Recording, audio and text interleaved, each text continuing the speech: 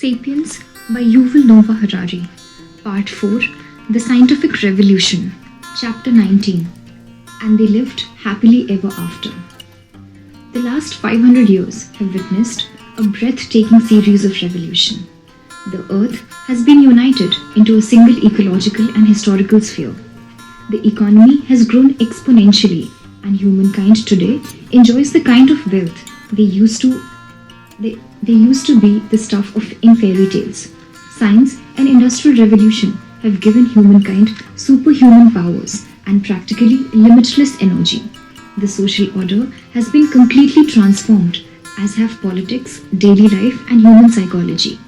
But are we happier? Did the wealth humankind accumulated over the last 5 centuries translate into a newfound contentment? Did the discovery of inexhaustible energy resources open before us inexhaustible stores of bliss? Going further back, have the 70 or so turbulent millennia since the cognitive revolution made the world a better place to live?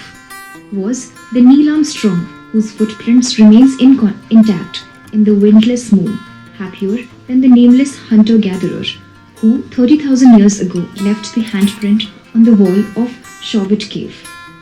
If not, what was the point of developing agriculture, cities, writing, coinage, empires, science and industry? Historians seldom ask the question.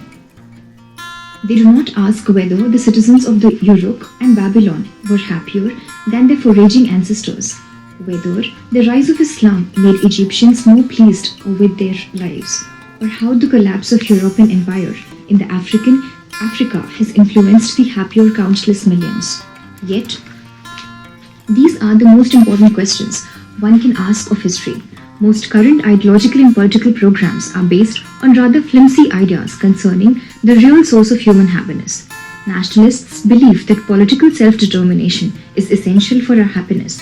Communists postulate that everyone would be blissful under the dictatorship of the proletariat. Capitalists maintain that the free market can ensure the greatest happiness of the greatest number by creating economic growth and material abundance, and by teaching people to be self-reliant and enterprising. What would happen if serious research were to disprove these hypotheses? If economic growth and self-reliance do not make people happier, what's the benefit of capitalism? What if it turns out that the subjects of large empires are generally happier than the citizens of independent states, and that, for example, Ghanaians were happier under British colonial rule than under their own homegrown dictators? What would they say about the process of decolonization and the value of national self-determination? These are all hypothetical possibilities, because so far historians have avoided raising these questions, not to mention answering them. They have researched the history of just about everything: politics, society, economics, gender, disease, sexuality, food, clothing. Yet they have seldom stopped to ask how these influences human happiness. Though few have studied the long-term history of happiness, almost every scholar and layperson has some vague preconceptions about it. In one common view, human capabilities have increased throughout history, since humans generally use their capabilities to alleviate miseries and fulfill aspirations. It follows that we must be happier than our medieval ancestors, and they must have been happier than the Stone Age hunter-gatherers. But this progressive account is unconvincing. As we have seen, new aptitudes, behaviors, and skills do not necessarily make for a better life. When humans learned to farm in agricultural revolution, their collective power to shape their environment increased, but the lot of many individual humans grew harsher. Peasants had to work harder than foragers to eke out less varied nutritious food, and they were far more exposed to diseases and exploitation. Similarly, the spread of European empires greatly increased the collective power of humankind by circulating ideas, technologies and crops, and opening new avenues of commerce. Yet, this was hardly good news for millions of Africans, Native Americans and Aboriginal Australians, given the proven human propensity for misusing power. It seems naive to believe that the more clout people are, the happier they will be. Some challengers of this view take a diametrically opposed position. They argue for a reverse correlation between human capabilities and happiness. Power corrupts, they say, As the humankind gained more and more power, it created a cold, mechanistic world ill-suited for our real needs. Evolution molded our minds and bodies to the life of hunter and gatherers. The transition first to agriculture and then to industry has condemned us to living unnatural lives that cannot give full expression to our inherent inclinations and instincts, and therefore cannot satisfy our deepest yearnings. Nothing in comfortable lives of the urban middle class can approach the wild excitement and the sheer joy experienced by a forager band on a successful mammoth hunt. Every new invention just puts another mile between the us and the Garden of Eden. Yet, this romantic insistence on seeing a dark shadow behind each invention is as dogmatic as the belief in the inevitability of progress. Perhaps we are out of touch with our inner hunter-gatherer, but it's not all bad. For instance, over the last 2 centuries, modern medicine has decreased child mortality from 33% to less than 5%. Can anyone doubt that this made a huge contribution to the happiness not only to those children who would otherwise have been died, but also to their families and friends? A more nuanced position takes the middle road. Until the scientific revolution, there was no clear correlation between power and happiness. Medieval peasants may indeed have been more miserable than their hunter-gatherer forebears. But in the last few centuries, humans have learned to use their capabilities and their capacities more wisely. The triumphs of modern medicine are just one example. Other unprecedented achievements include the steep drop in violence, the virtual disappearance of international wars, and near elimination of large-scale famines. Yet this, too, is an oversimplification. First, it bases its optimistic assessment on a very small sample of years. The majority of humans began to enjoy the fruits of modern medicine no earlier than 1850, and the drastic drop in child mortality in the 20th century phenomena. Mass famines continued to blight much of humanity up to the middle of the 20th century. During Communist China's Great Leap Forward of 1958 to 61, somewhere between 10 to 15 million human beings starved to death. International wars became rare only after 1945, largely thanks to the new threat of nuclear annihilation.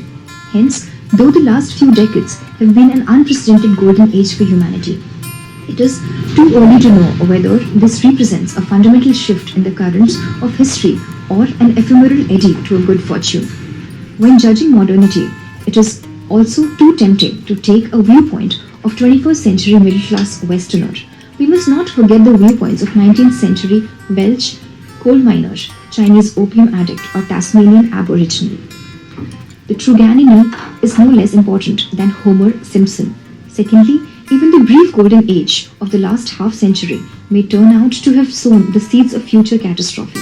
Over the last few decades, we have been disturbing the ecological equilibrium of our planet in myriad new ways, with what seem likely to be dire consequences. A lot of evidence indicates that we are destroying the foundations of human prosperity in an orgy of reckless consumption.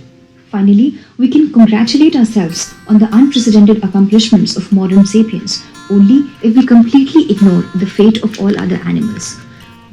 Much of the wanted material wealth that shields us from disease and famine was accumulated at the expense of laboratory monkeys, dairy cows, and conveyor belt chickens. Over the last 2 centuries, tens of millions of them have been subjected to a regime of industrial exploitation whose cruelty has no precedent in the annals of planet Earth. If we accept a mere tenth of what animal rights activists are claiming, then modern industrial agriculture might well be the greatest crime in history. When evaluating global happiness, it is wrong to count the happiness only of the upper classes, of the Europeans or the men. Perhaps it is also wrong to consider only the happiness of humans. Counting happiness. So far, we have discussed happiness as if it were largely a product of material factors such as health, diet, and wealth. If people are richer and healthier, then they must also be happier. But is that really so obvious? Philosophers, priests, and poets have brooded over the nature of happiness for millennia, and many have concluded that social, ethical, and spiritual factors have a great impact on our happiness as material conditions. Perhaps People in modern affluent societies suffer greatly from alienation and meaninglessness despite their prosperity, and perhaps our less well-to-do ancestors found much more contentment in community, religion, and bond with nature. In recent decades, psychologists and biologists have taken up challenges of studying scientifically what really makes people happy. It is money, family, genetics, or perhaps virtue. The first step is to define what is to be measured. The generally accepted definition of happiness is subjective well-being. Happiness, according to this view, is something I feel inside myself, a sense of either immediate pleasure or long-term contentment with the way my life is going. If it's something felt inside, how can it be measured from outside? Presumably, we can do so by asking people to tell us how they feel. So psychologists or biologists who want to assess how happy people feel give them questionnaires to fill out and tally the result. A typical subjective well-being questionnaire asks interviewees to grade on the scale of 0 to 10 their agreement with statements such as I feel pleased with the way I am. I feel that life is very rewarding. I am optimistic about the future and life is good. The researchers then adds up all the answers and calculates the interviewee's general level of subjective well-being. Such questionnaires are used in order to correlate happiness with various objective factors. One study might compare 1,000 people who earns $100,000 a year with 1,000 people who earns $50,000. If the study discovers that the first group has an average subjective well-being level of 8.7, while the latter has an average subjective well-being of 7.3, the researcher may reasonably conclude that there is a positive correlation between wealth and subjective well-being. To put in simple English, money brings happiness. The same method can be used to examine whether people living in democracies are happier than people living in dictatorships, and whether married people are happier than singles, divorcees, or widows. This provides grounding for historians who can examine wealth, political freedom, and divorce rates in the past. If people are happier in democracies and married people are happier than divorces, a historian has a basis for arguing that the democratization process of last few decades contributed to the happiness of humankind, whereas the growing rates of divorce indicates an opposite trend. This way of thinking is not flawless, but before pointing out some of the holes, it is worth considering the findings. One interesting conclusion is that money does indeed bring happiness, but only up to a point, and beyond that point, it has little significance. For people stuck at the bottom of the economic ladder, more money means greater happiness. If you are an American single mother earning $12,000 a year, cleaning houses, and you suddenly win $500,000 on a lottery, you will probably experience a significant and long-term surge in your subjective well-being. You'll be able to feed and clothe your children without sinking further into debt. However, if you're a top executive earning $250,000 a year and you win $1 million on a lottery, on your company board suddenly decides to double your salary, your surge is likely to last only a few weeks. According to the empirical findings, it's almost certainly not going to make a big difference to the way you feel over a long run.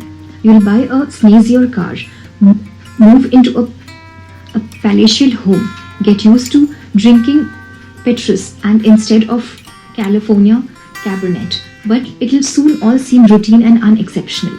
Another interesting finding is that illness decreases happiness in a short term, but it is a source of long-term distress only if a person's condition is constantly deteriorating or if the disease involves ongoing and debilitating pain. People who are diagnosed with chronic illness, such as diabetes, are usually depressed for a long. But if the illness does not get worse, they adjust to their new condition and rate their happiness as highly as healthy people do so. Imagine that Lucy and Luke are middle-class twins who agree to take part in a subjective well-being study. On the way back from psychology laboratory, Lucy's car is hit by a bus, leaving Lucy with a number of broken bones and permanently lame leg. Just as the rescue crew is cutting her out of the wreckage, the phone rings and Luke shouts that he has won the lottery $10 million jackpot. 2 years later, she'll be limping and he'll be a lot richer. But when the psychologist comes around for the follow-up study, they are both likely to give the same answers they did in the morning of the fateful day. Family and community seem to have more impact on the happiness than money and health. People with strong families who who live in tight-knit and supportive communities are significantly happier than people whose families are dysfunctional and who have never found a community to be a part of. Marriage is particularly important. Repeated studies have found that there is a very close correlation between good marriages and highly subjective well-being, and between bad marriages and misery. This holds true irrespective of economic or even physical conditions. The impecunious invalid surrounded by the loving spouse and devoted family and warm community may well feel better than an alienated billionaire, provided that the invalid's poverty is not too severe and that his illness is not degenerative or painful. This raises the possibility that the immense improvement in the material conditions over the last 2 centuries was offset by the collapse of families and communities. If so, the average person might well be no happier today than in 1800. Even the freedom we value so highly may be working against us. We can choose our spouses, friends and neighbors, but they can choose to leave us. With the individuals wielding unprecedented power to decide her own path in life, we find it even harder to make commitments. We thus live in an increasingly lonely world of unraveling communities and families. But the most important finding of all is that happiness does not really depend on objective conditions of either wealth, health or even community. Rather, it depends on the correlation between objective condition and subjective expectations.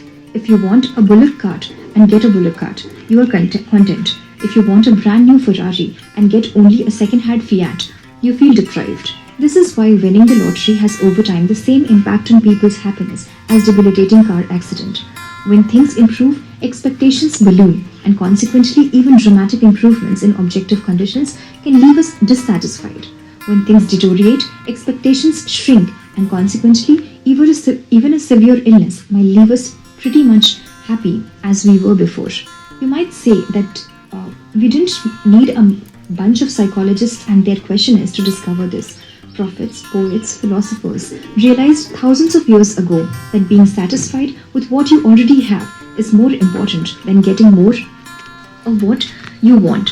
Still, it's nice when modern researchers, bolstered by lots of numbers and charts, reaches the same conclusions the ancients did.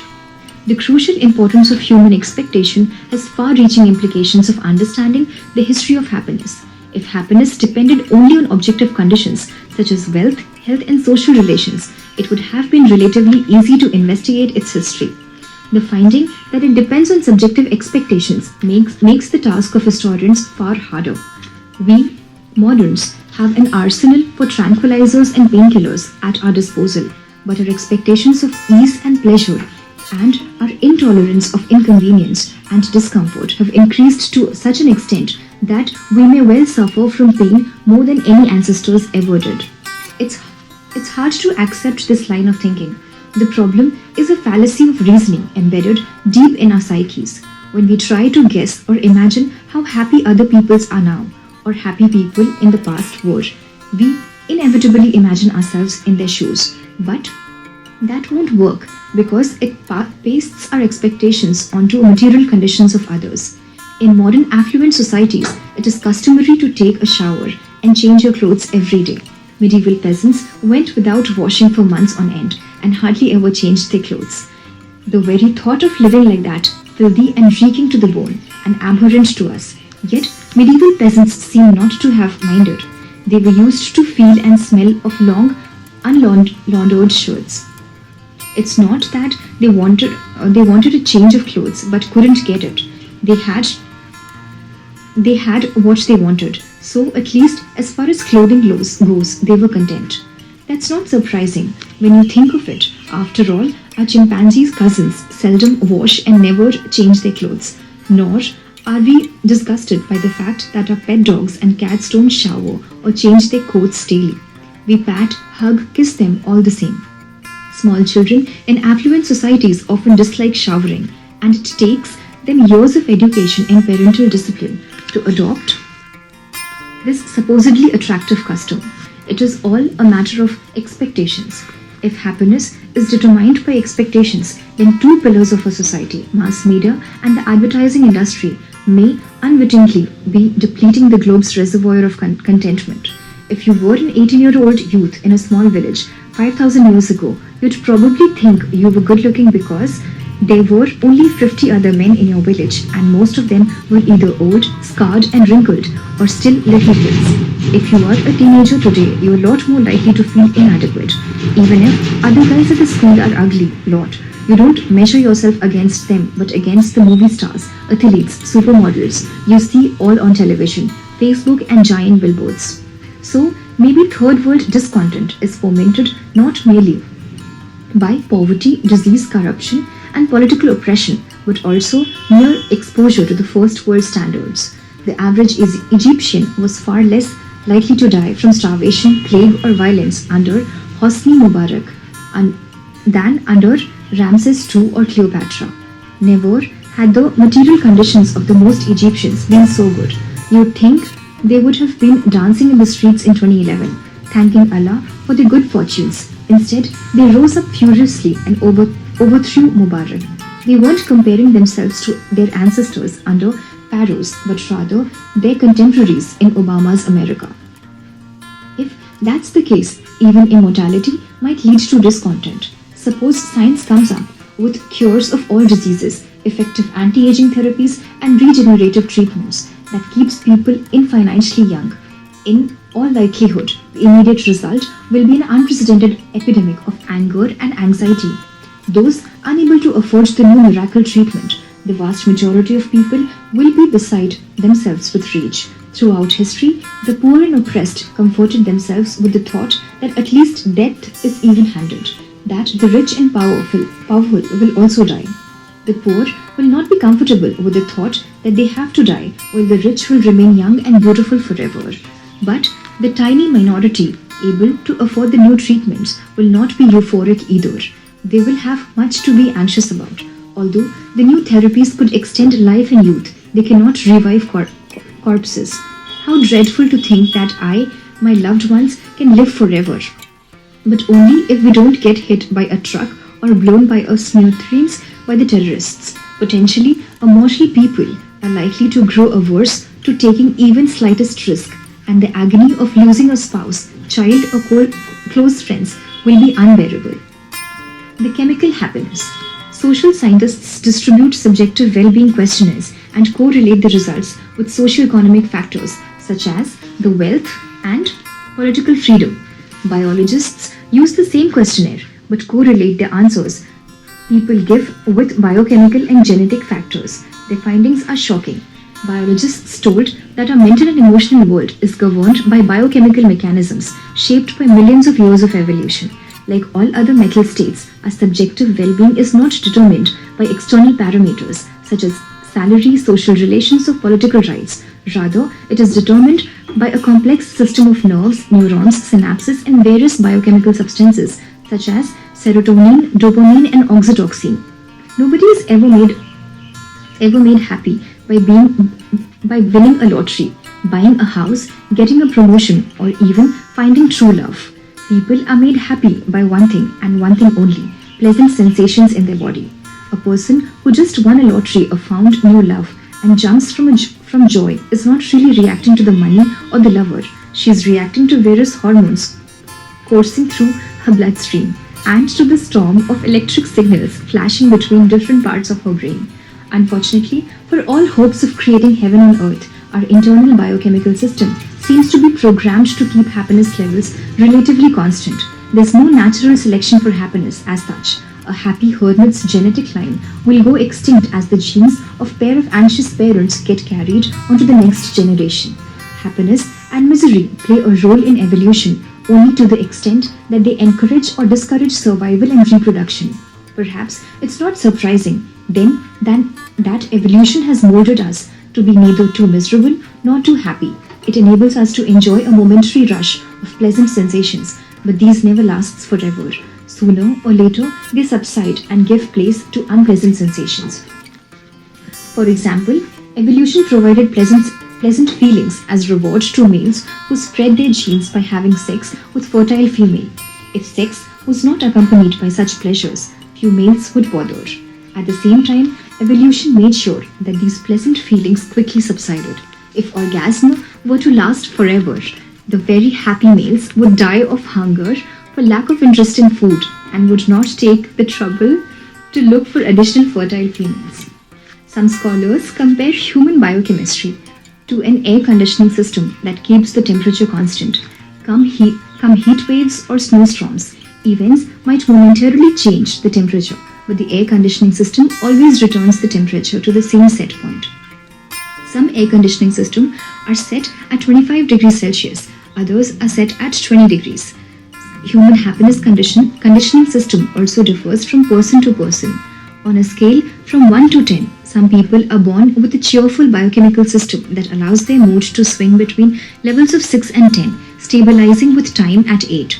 Such a person is quite happy even if she is living in an alienating big city, loses her money, stock exchanges crashes, and diagnosed with diabetes. Other people are cursed with gloomy biochemistry that swings between 3 and 7 and stabilizes at 5. Such an unhappy person remains depressed even if she enjoys the support of tight-knit community, wins millions in lottery, and is healthy as an Olympic athlete. Indeed, even if a gloomy friend wins $50 million in the morning, discovers a cure for both AIDS and cancer by noon, makes peace with Israeli and Palestinians in the afternoon, and then in the evening reunites with long-lost child who disappeared years ago, she would still be incapable of experiencing anything beyond a level of 7 happiness. Her brain is simply not built for exhilaration, come what may. Think of a moment of your family and friends. You know some people who remain relatively joyful no matter what befalls them. And then there are those who are always disgruntled no matter what gifts the world lays at their feet. We tend to believe that if we could just change our workplace, get married, finish writing the novel, buy a new car, or repay the mortgage, we would be on the top of the world. Yet, when we get what we desire, we don't seem to be any happier. Buying cars, writing novels do not change our biochemistry. They can startle it for a fleeting moment, but it is soon back to its set point. How can this be squared with above-mentioned psychological and sociological findings? That, for example, married people are happier on average than singles. First, these findings are correlations. The direction of causation may be opposite of what some researchers have assumed. It is true that married people are happier than singles and divorces, but that does not necessarily mean that marriages produce happiness. It could mean that happiness causes marriage, or more correctly, that serotonin, dopamine, and oxytocin brings about and maintain a marriage. People who are born with a cheerful biochemistry are generally happy and content. Such people are more attractive spouses and consequently they have a greater chance of getting married. They are also less likely to divorce because it is far easier to live with a happy and content spouse than with a depressed and dissatisfied one. Consequently, it's true that married people are happier on average than singles, but a single woman prone to gloom because of her biochemistry would not necessarily become happier if she were to hook up with a husband. In addition, most biologists are not fanatics. They maintain that happiness is determined mainly by biochemistry, but they agree that psychological and sociological factors also have their place. Our mental air conditioning system have some freedom of movement within predetermined borders. It is almost impossible to exceed the upper and lower emotional boundaries, but marriage and divorce can have an impact in an area between the two. Somebody born with an average level of happiness, level 5 of happiness, would never dance vividly in the streets, but a good marriage should enable her to enjoy the level 7 from time to time and avoid the despondency of level 3. If we accept the biological approach to happiness, then history turns out to be of minor importance, since most historical events have had no impact on our biochemistry. History can change the external stimuli that causes serotonin to be secreted, yet it does not change the resulting serotonin levels, and hence it cannot make people happier. Compare a medieval French peasant to a modern Parisian banker. The peasant lived in an unheated mud hut overlooking the local pigsty, while the banker goes home to a splendid penthouse with all the latest technological gadgets and view of chance. Intuitively, we would expect that the banker to be much happier than the peasant. However, mud huts, penthouses, and chance don't really determine our mood. Serotonin does. When the medieval peasant completed the construction of his mud hut, his brain neurons secreted serotonin, bringing up to the level of 10. In 2014, when the banker made the last payment of his wonderful penthouse, brain neurons secreted a similar amount of serotonin, bringing it up to the same level. It makes no difference to the brain that the penthouse is far more comfortable than the mud hut. The only thing that matters is that the peasant at the level of serotonin 10, consequently the banker, would not be one iota happier than the great-great-grandfather, the poor medieval peasant. This is true not only of private lives, but also of great collective events. Take, for example, the French Revolution. The revolutionaries were busy. They executed the kings, gave lands to the peasant, declared the rights of man, abolished noble privileges, and waged wars against whole of Europe. Yet none of that changed French biochemistry. Consequently, despite all the political, social, ideological, and economic upheavals brought about by the revolution, its impact on French happiness was small. Those who won a cheerful biochemistry in the genetic lottery were just as happy before the revolution as after. Those with gloomy biochemistry complained about Robespierre, Napoleon with the same bitterness with which they earlier complained about Louis XVI and Marie Antoinette. If so, what good was the French Revolution if people did not become any happier? Then, what was the point of all that chaos, fear, blood, and war? Biologists could never have stormed the Bastille. People think that this political revolution or social reform will make them happier, but the biochemistry tricks them time and again. There is only one historical development that has real significance. Today, when we finally realize that the keys to happiness are in the hands of a biochemical system, we can stop wasting our time on politics and social reforms, purchase and ideologies, and focus instead on only one thing that can make us truly happy: manipulating our biochemistry. If we invest billions in understanding our brain chemistry and developing appropriate treatments, we can make people happier even than before, without any need for revolution. Prozac, for example, does not change regimes, but by raising serotonin levels, it lifts people out of their depression. Nothing captures the biological argument better than the famous No Age slogan, "Happiness begins within." Money, social status, plastic surgery, beautiful houses, powerful positions, none of these will bring you happiness. Lasting happiness comes only from serotonin, dopamine, and oxytocin. In Aldous Huxley's dystopian novel, Brave New World, published in 1932, at the height of the Great Depression, happiness is the supreme value and psychiatric drug replace the police and the ballot as the foundation of politics. Every day, each person takes a dose of soma, a synthetic drug which makes people happy without harming their productivity and efficiency. The world state that governs the entire globe is never threatened by wars, revolutions, strikes, demonstrations, because all people are supremely content with their current conditions, whatever they may be. Huxley's vision of the future is far more troubling than George Orwell's 1984. Huxley's world seems monstrous to most readers, but it is hard to explain why. Everybody is happy all the time. What could be wrong with that? The meaning of life. Huxley's disconcerting world is based on the biological assumption that happiness equals pleasure. To be happy is no more and no less than experiencing pleasant bodily sensations. Since our biochemistry limits the volume and duration of these sensations, the only way to make people experience a high level of happiness over the extended period of time is to manipulate their biochemical systems. But that definition of happiness is contested by some scholars. In a famous study, Daniel Kahneman, winner of Nobel Prize in Economics, asked people to recount a typical workday, going through it by episode, and evaluating how much they enjoyed or disliked each moment. He discovered what seems to be a paradox in most people's view of their lives. Take the work involved in raising a child.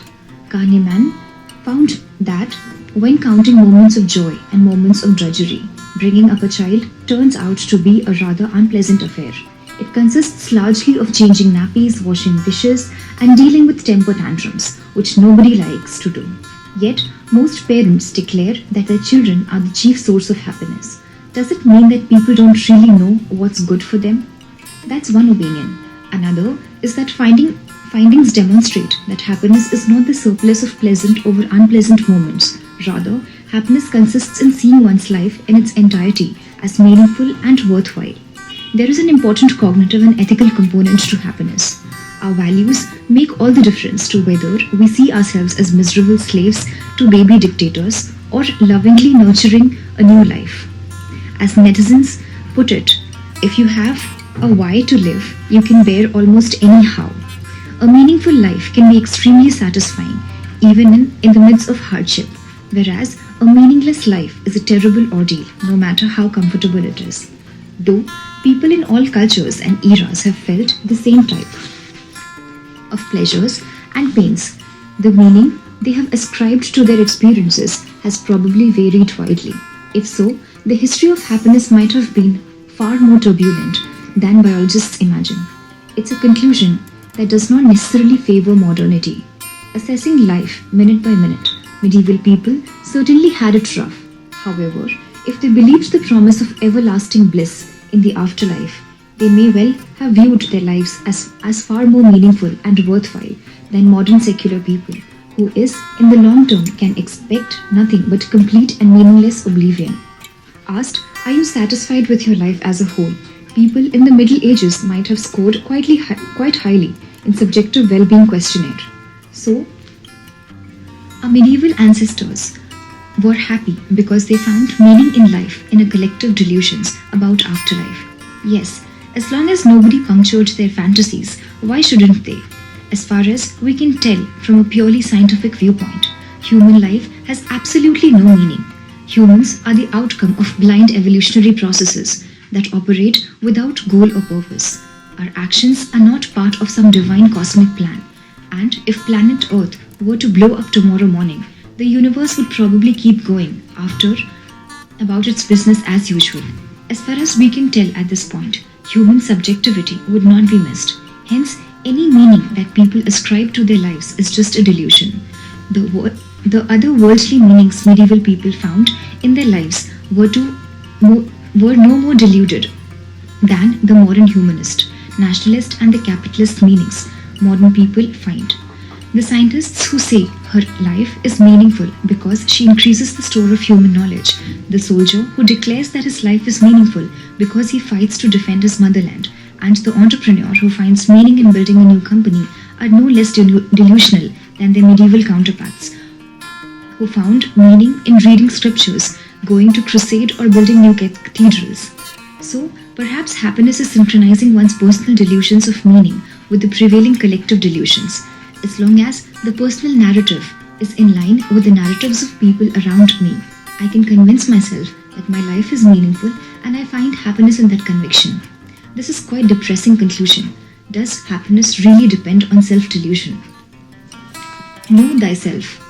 If happiness is based on feeling pleasant sensations, then in order to be happier, we need to re-engineer our biological system. If happiness is based on feeling that life is meaningful, then in order to be happier, we need to delude ourselves more effectively. Is there the third alternative? Both the above views share the assumption that happiness is some sort of subjective feeling, and that in order to judge people's happiness, all we need to do is to ask them how they feel. To many of us, that seems logical because the dominant religion of our age is liberalism. Liberalism sanctifies the subjective feelings of individualism. In Muse, these feelings are the supreme source of authority. What is good and what is bad, what is meaningful and what is ugly, what ought to be and what ought not to be, are all determined by what each one of us feels. Liberal politics is based on the idea that the voters know best and there is no need for Big Brother to tell us what is good for us. Liberal economics is based on the idea that the customer is always right. Liberal art declares that beauty is in the eyes of beholder. Students in liberal schools and universities are taught to think for themselves. Commercials urge us to do that.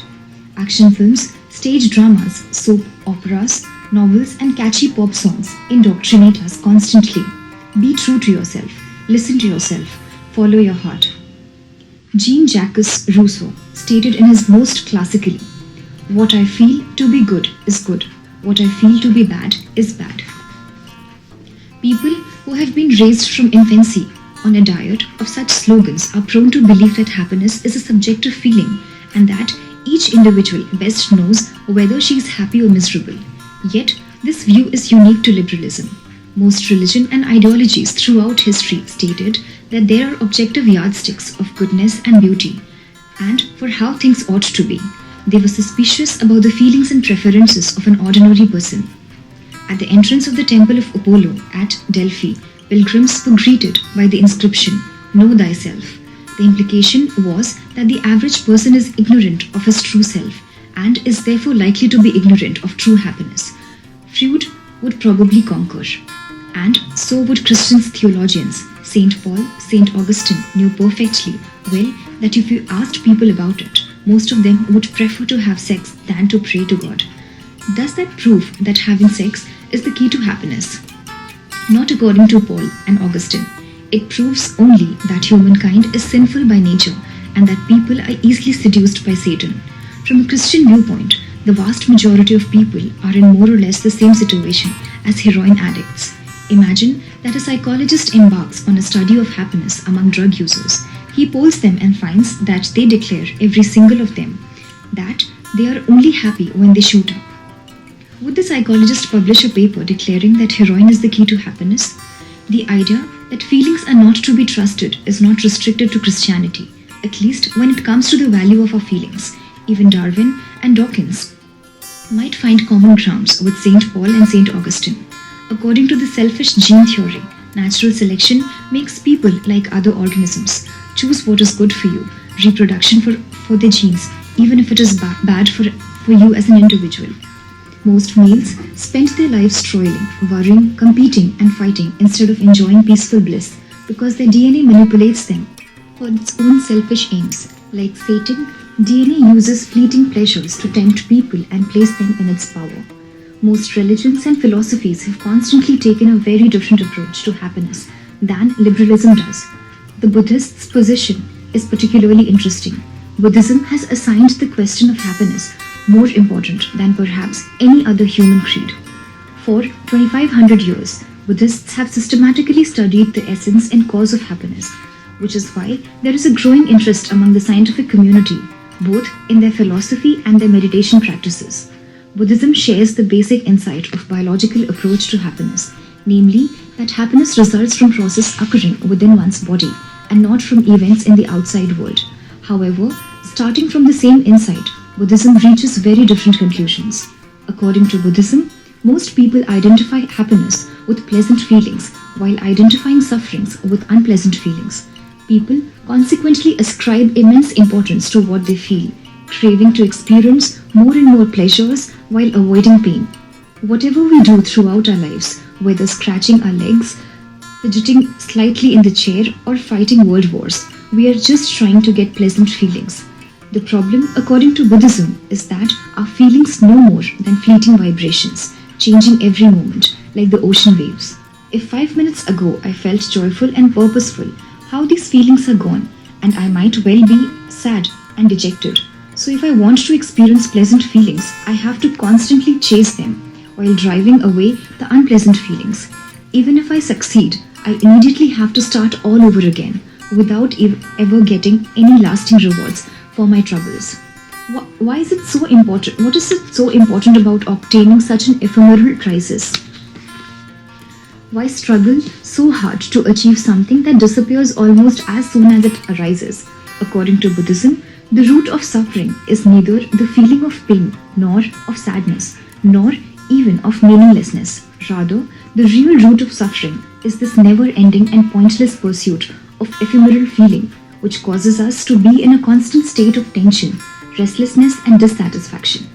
Due to this pursuit, the mind is never satisfied.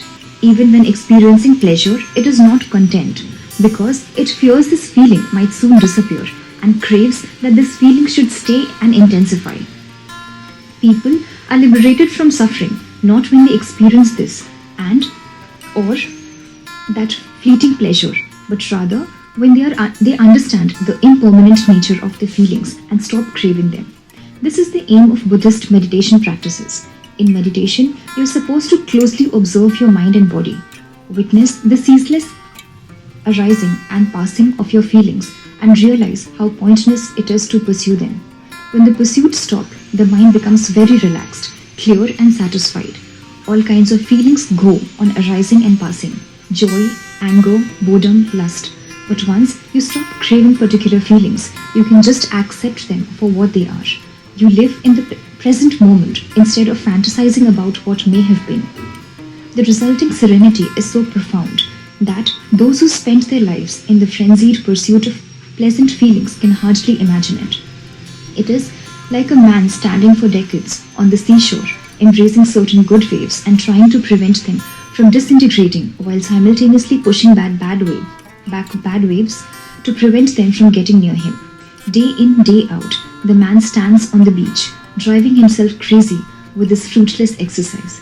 Eventually, he sits down on the sand and just allows the waves to come and go as they please. How peaceful! This idea is so alien to modern liberal culture that when Westerner New Age movements encountered Buddhist insights, they translated them into liberal terms, thereby turning them on their head. New Age cults frequently argue happiness does not depend on external conditions. It depends only on what we feel inside. People should stop pursuing external achievements such as wealth, status, and connect instead with their inner feelings, or more succinctly, happiness begins within. This is exactly what biologists argue, but more or less the opposite of what Buddha said. Buddha agreed with modern biology and New Age movements that happiness is independent of external conditions. Yet, his more important and far more profound insight was that true happiness is also independent of our inner feelings. Indeed, the more significance we give to our feelings, the more we crave them and the more we suffer. Buddha's recommendation was to stop not only the pursuit of external achievement, but also the pursuit of inner feelings. To sum up, subjective well-being questionnaires identify our well-being with our subjective feelings and identify the pursuit of happiness with the pursuit of particular emotional state. In contrast, for many traditional philosophies and religions, such as Buddhism, the key to happiness is to know the truth about yourself, to understand who or what you really are. Most people wrongly identify themselves with their feelings, thoughts, likes and dislikes. When they feel angry or they feel anger, they think, "I'm angry. This is my anger." They consequently spend their life avoiding some kinds of feelings and pursuing others.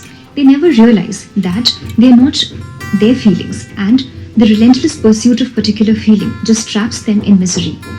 If this is so, then our entire understanding of the history of happiness might be misguided.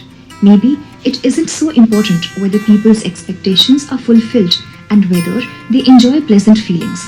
The main question is whether people know the truth about themselves. What evidence do we have that people today understand this truth any better than ancient foragers or medieval peasants? Scholars began to study the history of happiness only a few years ago, and we are still formulating initial hypotheses and searching for appropriate research methods. It's much too early to adopt rigid conclusions and end a debate that's really hardly begun. What is important is to know how as many approaches as possible and to ask the right questions. Most history books focus on the ideas of great thinkers, the bravery of warriors, the charity of saints, and the creativity of artists. They have much to tell about weaving and unraveling of social structures, about the rise and fall of empires, about discovery and spread of technologies. Yet, they say nothing about how all this influenced the happiness and suffering of individuals. This is the biggest lacuna in our understanding of history.